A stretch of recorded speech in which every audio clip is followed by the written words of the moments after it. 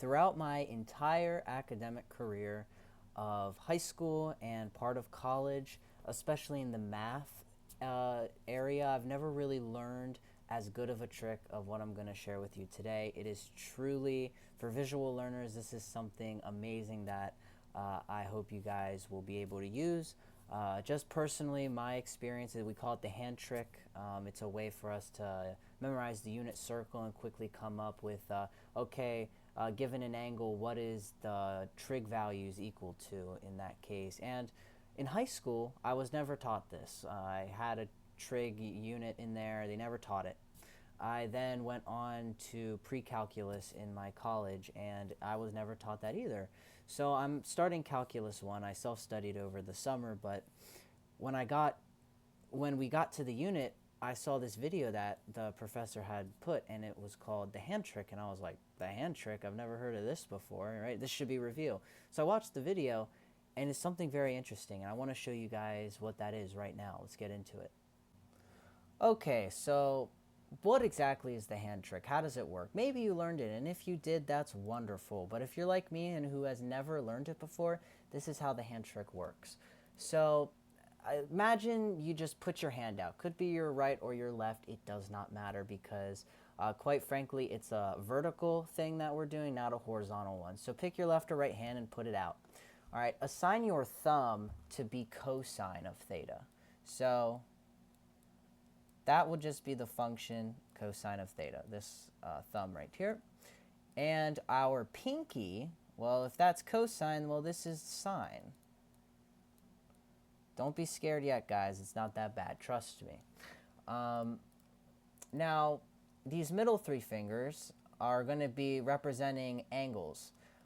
So this finger here, our pointer finger, this is going to be equal to 60 degrees. And if you want that in pi radians, that would be pi over 3, right? So 60 degrees or pi thirds radians.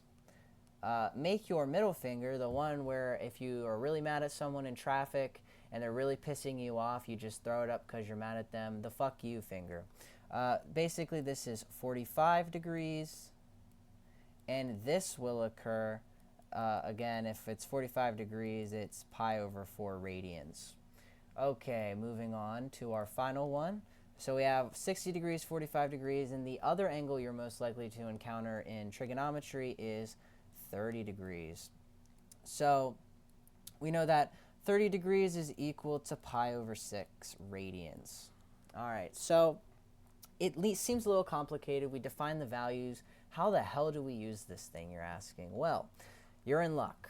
So I have a simple formula here that you need to memorize, right? So you need to memorize what all the fingers mean. Then you need to memorize this formula here. Square root of f. We define the variable f as the number of fingers to reach the trig value that you want to get to. It's a little hard to explain, but if you see an example, you'll get it real quick. And we put that all over too. So again, with my terrible explanation out of the way, let's look at an example. Let's say I want to get the cosine of 45 degrees or pi over 4 radians. So now I could memorize, you probably have gotten like a chart and it's like, okay, this angle, what's cosine, sine, tangent, right? You could memorize something like that, but if you don't want to, and especially if you're not given a cheat sheet, this is a very handy trick. So cosine of 45 degrees. So how we do this, and follow the red here, this is the red. Let's start with our middle finger, and we need to count fingers to get to cosine, which is our thumb. So if we go 1 to reach 60 degrees, and then we go 2 to reach cosine, that's 2 fingers away. So f in this case is 2.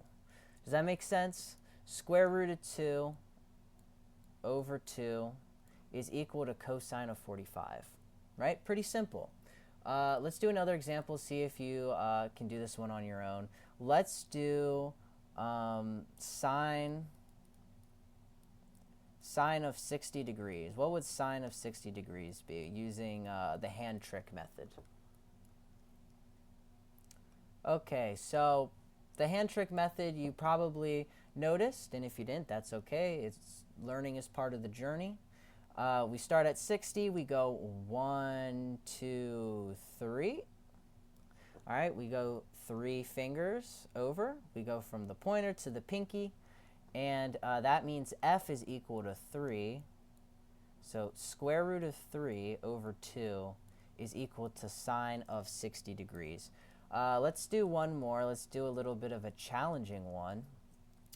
If I wanted to find the tangent, so now we're doing tangent. This one might be a little tricky to you if you're not good with your trig quite yet, and again, that's perfectly fine. If I want to find the tangent of 45 degrees, what would that be?